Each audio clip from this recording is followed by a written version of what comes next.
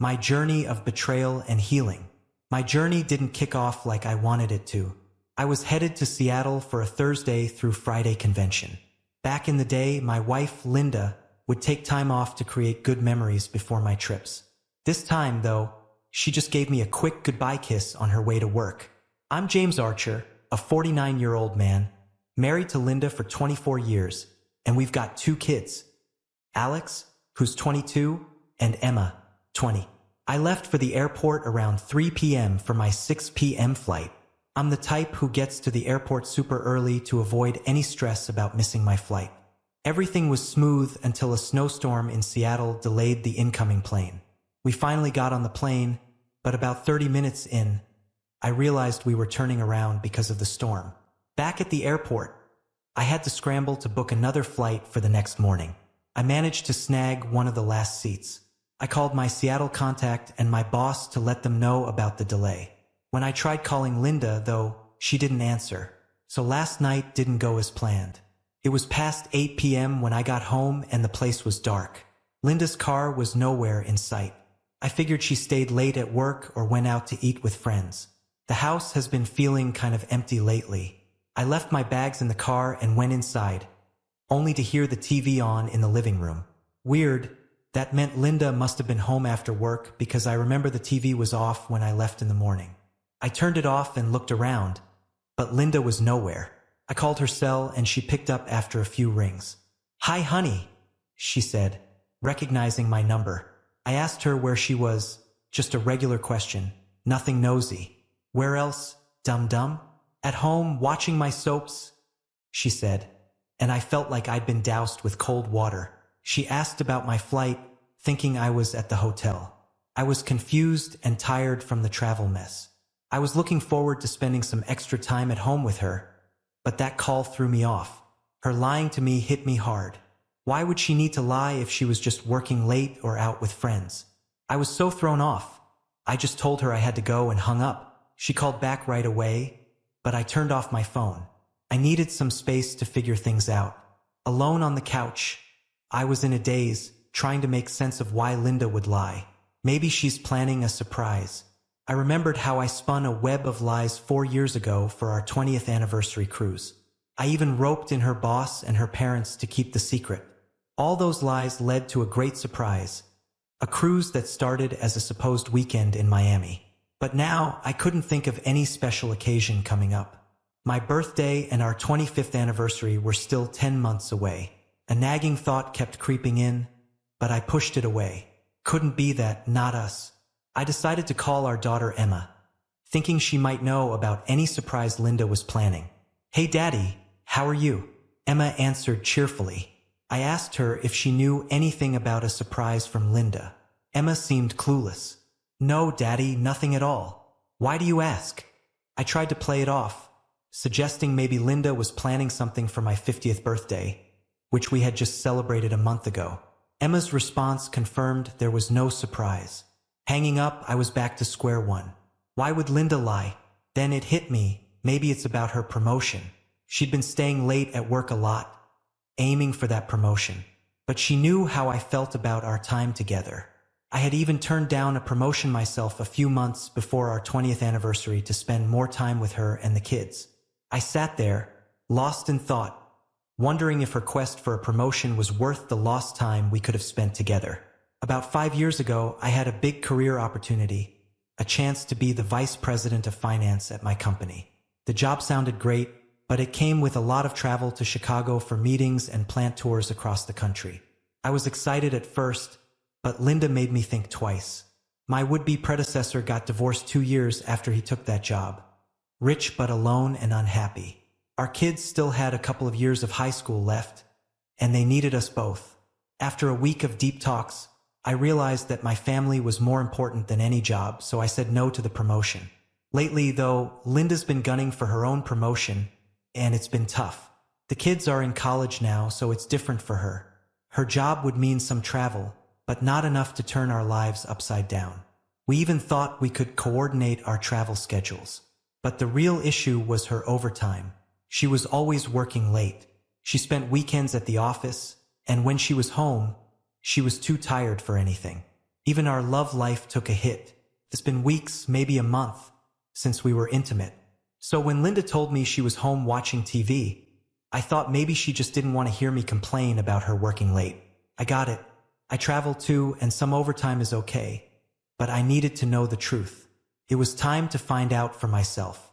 Grabbing my phone, I called Linda's direct line at JVC Advertising, only to be greeted by Jason Carter, her colleague. I was caught off guard.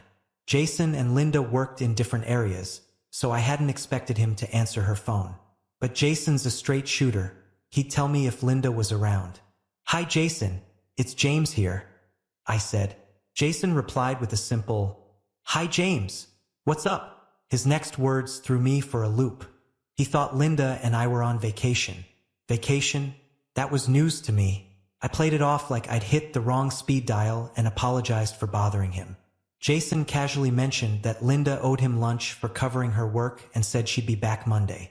It was after 9 p.m. and he was still at work, so Linda wasn't at work and she was supposedly off for the rest of the week. My mind started racing with worry and suspicion. Where could she be and what was she up to? A horrible thought hit me, one I didn't want to entertain. Could Linda be with her sister, Rachel? Rachel and I had fallen out years ago. We used to be close, spending time together, looking after each other's kids, hosting family events, even vacationing together. But that all changed after one day when I came home with a terrible headache, took some Tylenol, and lay down on the couch. About half an hour after I laid down with my headache, Linda and her sister Rachel came back from their shopping trip. They were so caught up in their conversation they didn't even notice me lying there. I overheard them talking about some new guy at the grocery store. Rachel was boasting about an affair with him right there in her van. My wife seemed shocked, warning Rachel she could lose her husband over her cheating. Rachel just brushed it off, saying she was careful. Then they left to pick up the kids. I was stuck there, not sure what to do.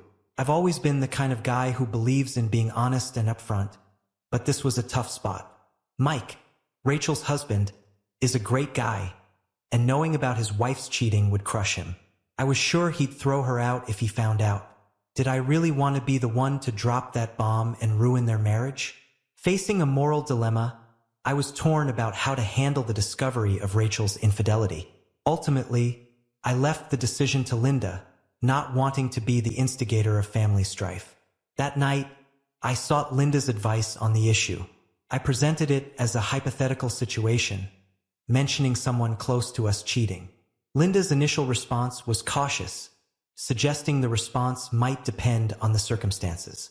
I then made the scenario more specific, hinting it was Mike. Linda's reaction was immediate and fiery. She was ready to confront Rachel herself, but I took the responsibility upon myself, wanting to handle it with some discretion. I called Mike and broke the news, telling him about Rachel's betrayal. Mike's silence on the phone was heartbreaking. After confirming it was indeed Rachel, I expressed our support for him and his kids. Linda was visibly moved by my handling of the situation. She expressed her pride in me for having the courage to deliver such difficult news. We comforted each other, discussing the possibility of therapy for Rachel and Mike, though Linda seemed skeptical about its efficacy in this case. Our conversation was interrupted by an angry call from Rachel. She couldn't believe her sister had revealed her secret. I calmly explained that Linda and I believed in facing the truth. Rachel, now desperate and homeless, asked to stay with us, but we firmly refused, unwilling to offer shelter to someone who betrayed their spouse. Linda's resolute response to Rachel reinforced our united front. We ended the call with a clear message. Rachel was out of our lives. That night, as we went to sleep, there was a sense of closure and solidarity between us. We had made a tough but necessary decision, standing together against betrayal and deceit. The next morning was chaos. Linda's dad called early, and from the sound of it, he wasn't happy. Linda was in tears after the call. She turned to me, asking, "What did you do, James?" I reminded her that it was a joint decision. We had agreed that cheating warranted being cut off, and that extended to her sister Rachel. But Linda was upset because I had used Mike as an example of a cheater in our conversation, not Rachel. I pointed out the hypocrisy. Why was it okay for Rachel to cheat just because she was Linda's sister? I made it clear that I saw Rachel as a bad influence and didn't want her around our kids or in our home. 3 years have passed since then. Linda still met Rachel secretly, a topic we avoided at home. I wasn't surprised. Linda visited her sister while I was away, even if she felt the need to hide it from me. My resentment towards Rachel had lessened, especially since Mike had moved on and was about to remarry. Rachel was no longer a concern to me, and I was just glad she wasn't around. But it was time for Linda and me to have a serious talk about it. Keeping this under wraps wasn't healthy for either of us. I believed Linda felt guilty for lying, and honestly, I didn't care about Rachel anymore. It was better to clear the air and move on. I was abruptly awakened on the couch and came to the realization that it had been nothing but a bad dream. In the dream, I was delivering a speech at a convention, and individuals in the audience began asserting that they had been involved in affairs with Linda. It was absurd, but it shook me. Wiping the drool off my face, I checked the time. Midnight. I had been asleep for over an hour. I wondered if Linda had come home while I was asleep. I got up and checked the bedroom, but there was no sign of her. Remembering she might be with her sister, I thought about calling, but then I realized I didn't have Rachel's number. That's when it hit me. I could use the Find My Phone app we installed last year when I lost my phone. I quickly pulled up the app, and to my surprise, it showed Linda's phone was at a luxury resort. That didn't make any sense. Rachel was broke. She couldn't afford a place at a luxury resort. Why would Linda be there? I was filled with a mix of confusion and concern, wondering what on earth was going on. So there I was, finding out that Linda's phone was at this super fancy place. We're talking big bucks, kind of estate, way pricier than our house. I pulled up Google Earth to get a closer look and saw her pin drop on this secluded estate surrounded by a high stone wall. What was Linda doing in a millionaire's hideout? I had to find out. It was about an hour's drive, and I was determined to get some answers. The whole drive over, I was mentally kicking myself for not wanting to believe the worst about Linda. Why hadn't I checked her phone's GPS right away instead of making excuses for her? By the time I got to the estate, I was a bundle of nerves, still hoping there was a simple, innocent explanation for all this. When I reached the area where Linda's phone was, I found this massive gate blocking the entrance to the estate. No way was I going to drive up and ring the bell asking for my wife. I had to be more discreet. Plus, parking my car by the road was too risky. It did stick out like a sore thumb in this fancy neighborhood. I drove a little further and found a wooded trail where I could park without drawing attention. Climbing over the wall seemed like a bad idea, but then it hit me. The estate was by the lake. Maybe I could find a way to sneak in from the lakeside. I found a pedestrian path leading to the lake, thinking this could be my way in. There I was by the shore, trying to figure out which fancy mansion was the one where Linda's phone signal was coming from. I kept checking the GPS locator on my phone and finally pinpointed a large house with some lights still on upstairs. The first floor was dark except for one window with its drapes open, spilling light outside. Finding a tree, I climbed up high enough to see inside. The first person I saw was Rachel, still attractive at 40, clad in a striking leather costume. Her presence dominated the room. She was sipping champagne, looking out the window, seemingly at ease in this opulent setting. As I watched, a wealthy-looking older man in a white terrycloth robe, around 60, appeared. He was a stranger to me, moving with an air of authority. Rachel's interaction with him suggested she had found herself a well-off companion. I wasn't surprised to see Rachel in such a scenario, but my heart sank at the thought of Linda being tangled in this world. The older man grew intimate with Rachel. I felt I should look away, but I was frozen, a silent observer to a world so alien to my beliefs. I've always seen love and sex as intertwined in a committed relationship. What unfolded before me was devoid of such sentiments. Despite my disdain for Rachel's choices, I felt a pang of pity for her.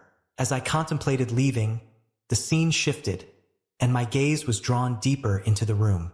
There was Linda, looking disheveled and drunk, her robe carelessly open. A man, unknown to me, approached her, his intentions clear.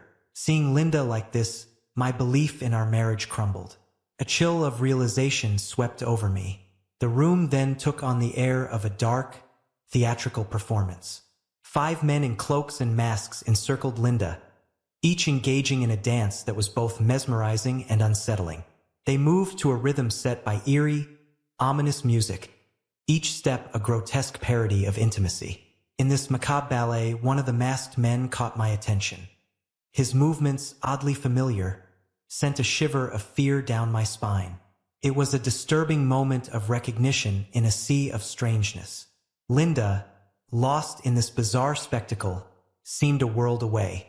Rachel, her sister, now stood watching, her leather attire making her look like the conductor of this surreal orchestra. Her keen eyes suggested she was privy to secrets hidden from plain view. I needed to know who these masked men were, especially the one whose movements haunted me. Despite an overwhelming urge to flee, I was compelled to uncover the truth. Heart racing, I crept closer and began recording with my phone. The lens captured Linda and Rachel, ensnared in this twisted scene, surrounded by the masked figures. It was like witnessing a dark, secret drama meant for an elite, hidden audience. Hidden in the shadows, I captured what I could, fighting an inner battle to intervene. But the idea of landing in jail for breaking and entering or assault quickly quashed that impulse. Yet I remained a silent witness, my video the only evidence of this nightmarish reality. Once I had enough footage, I retreated, a ghost in the chaotic scene, my mind reeling, trying to process the images now seared into my memory. It was a pivotal moment, a point of no return. I limped back to my car, carrying a deep, searing hurt inside, the weight of a truth too heavy to bear. As I walked through the night, back to my car, a whirlwind of emotions battled inside me. There was no more denial, just a profound sense of loss, an immense sadness, and a growing anger that I struggled to keep in check. I knew unleashing that anger wouldn't solve anything and could ruin my life even more. I could have driven straight home, packed up, and left Linda right then and there. With no kids at home and living in a no-fault state, a divorce would be pretty straightforward. Just split everything down the middle and walk away. But I needed something more, a bit of payback for the betrayal. So I came up with a plan. I called Linda's cell, knowing full well she wouldn't pick up, and left a voicemail. "Hey honey," I said, playing it cool.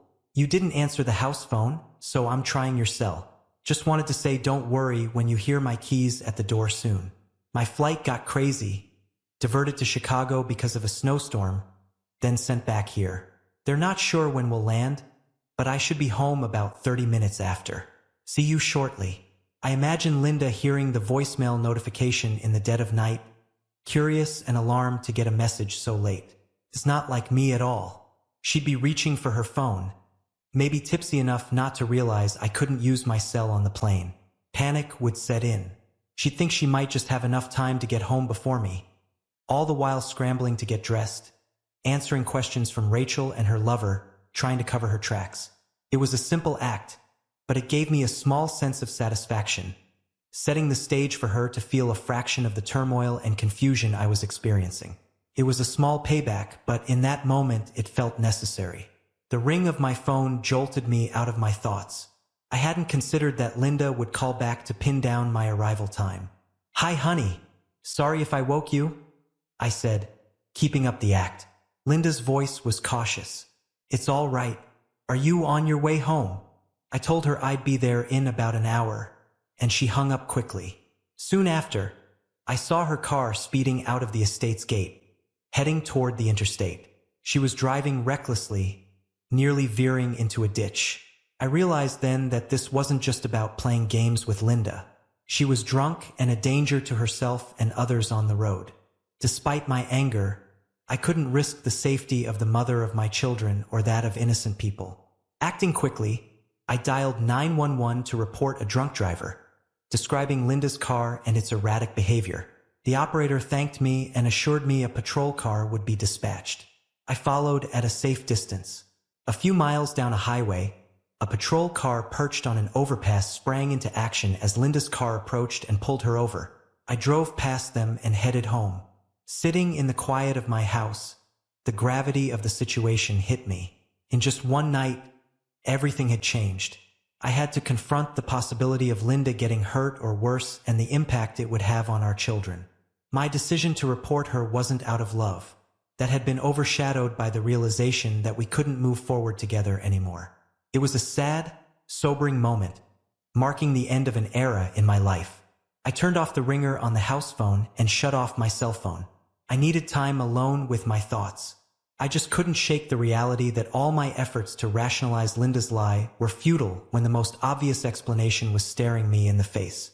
I uncorked a bottle of wine, trying to process everything.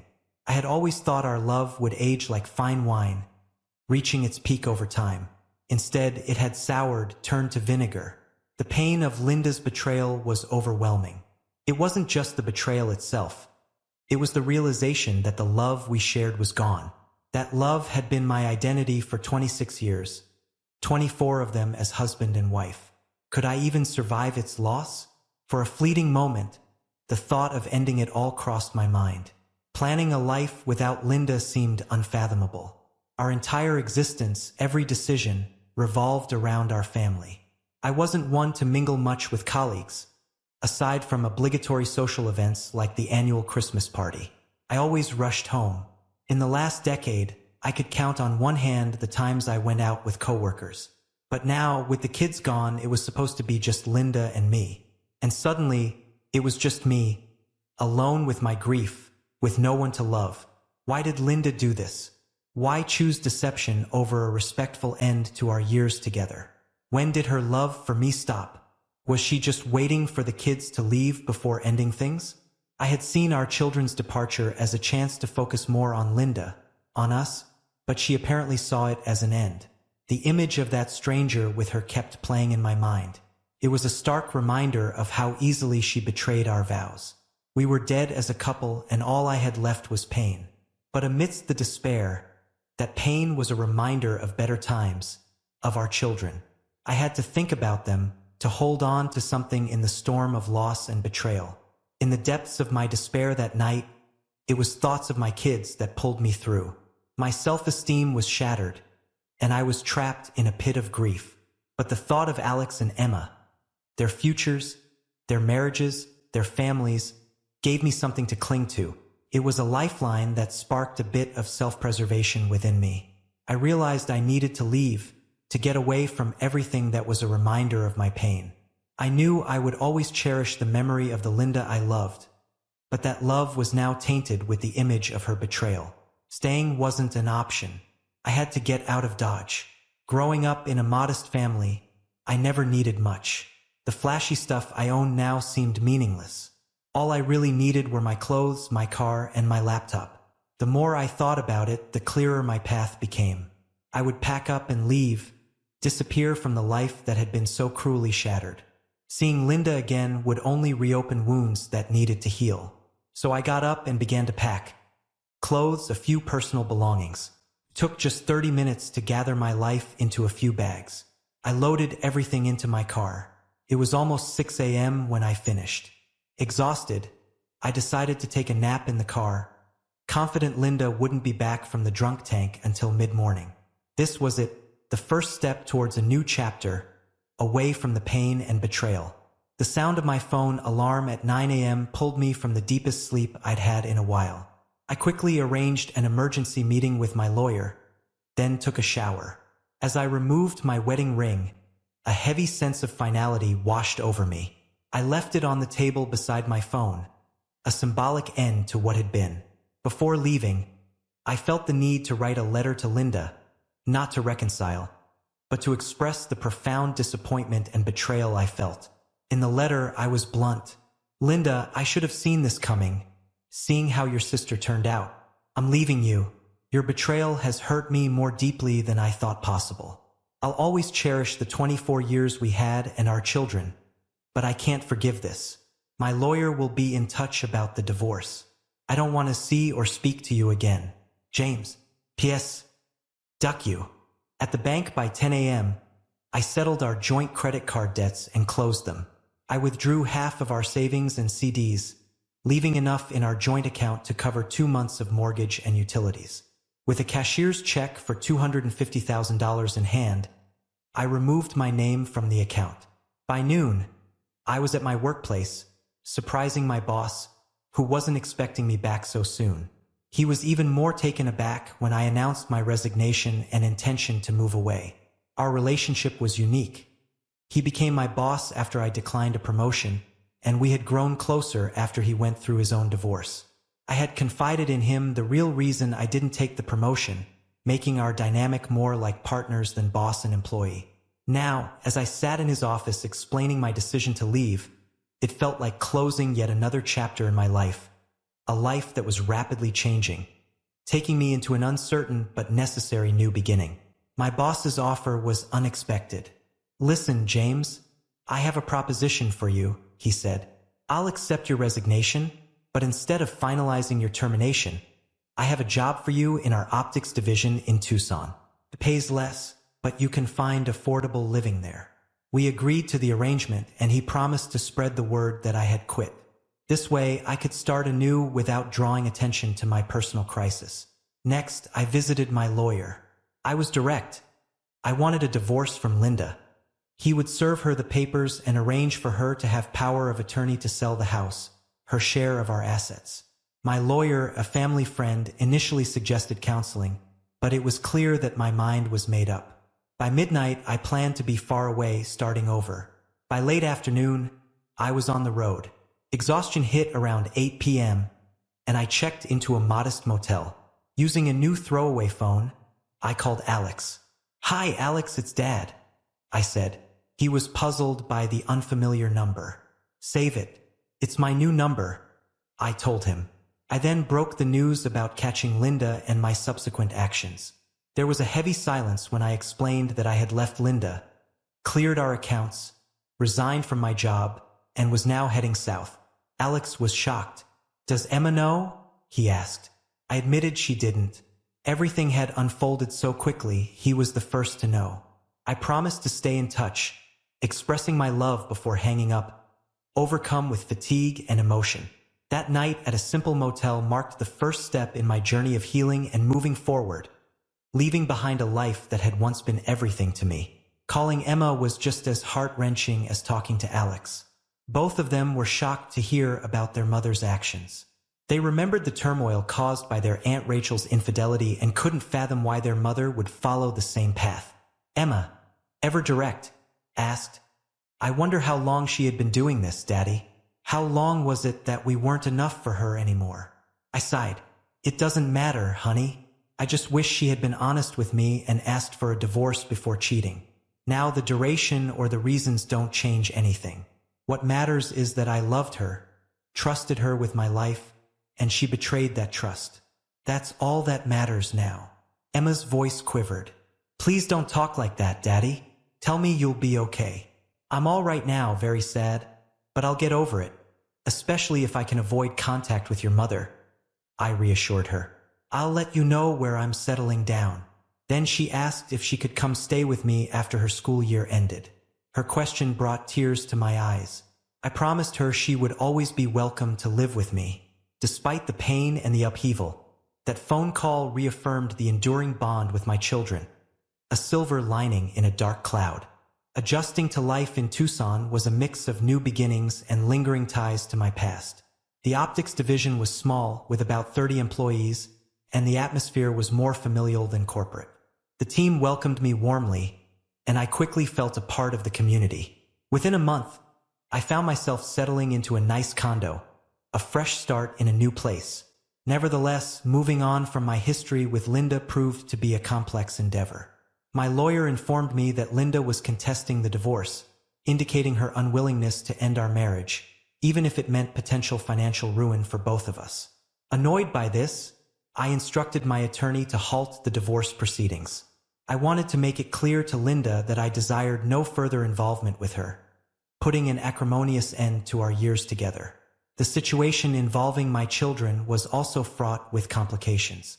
Emma shared Linda's erratic reactions when she mentioned she'd be staying with me over the summer.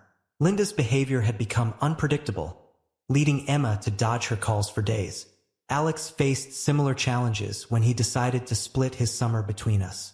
Despite my earnest wish to move forward, The children frequently updated me about Linda, making it difficult to completely sever the emotional ties. Surprisingly, I learned from my children that Linda was suffering from depression, much like I had been. This revelation was hard to fathom, considering her actions and their consequences.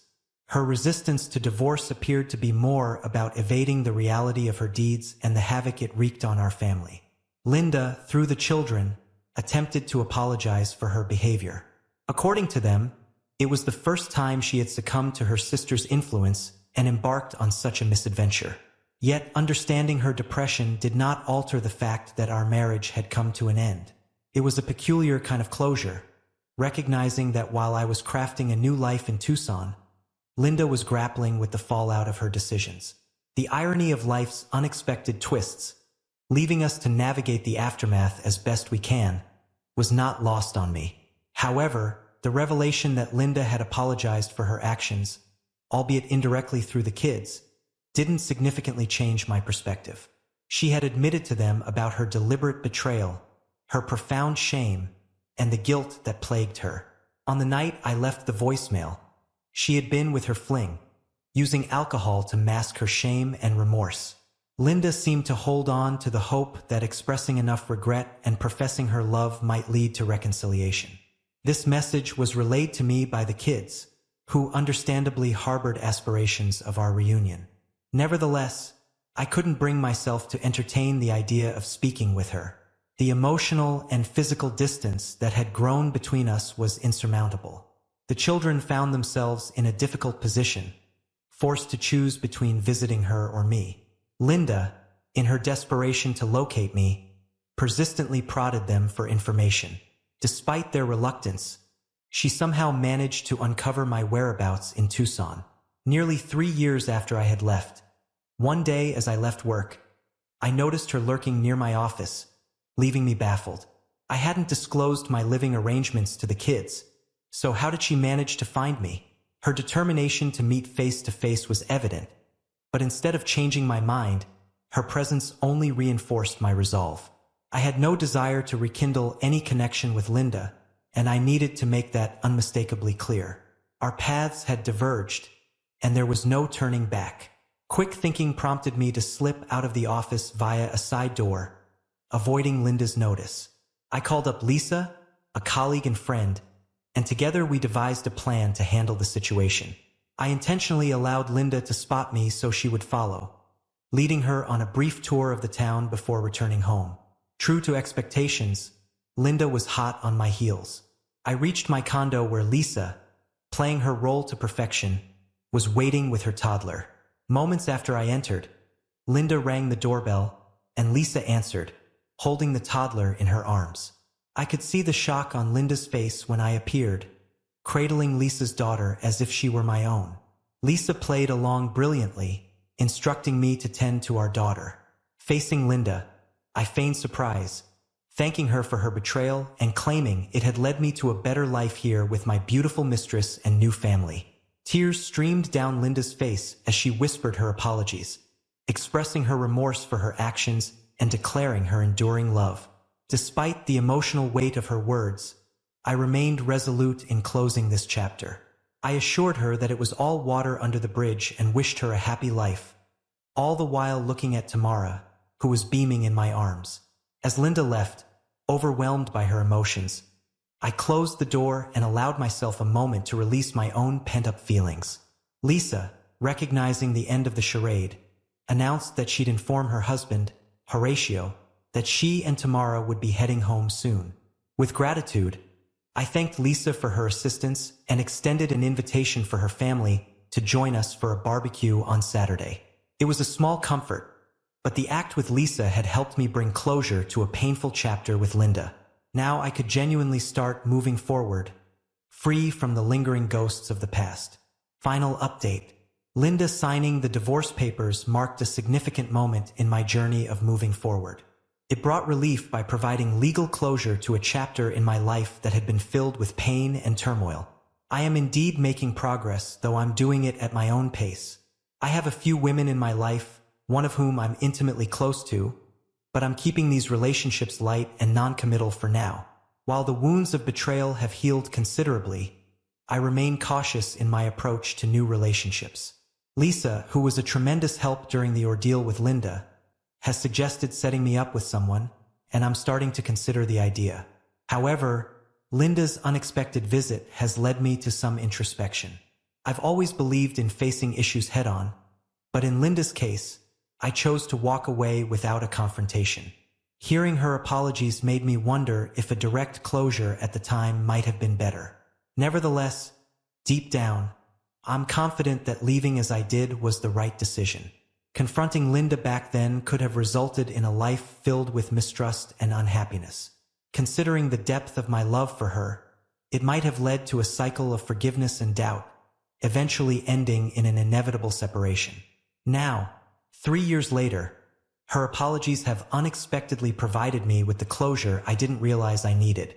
They have allowed me to finally release the lingering pain and look ahead to the future with renewed faith in love. As for the little white lie about having another daughter, I might someday disclose the truth to Linda, but then again, I might not. After all, I don't owe her any further explanations or insights into my life. It's time to prioritize my own happiness and embrace the new beginnings that await.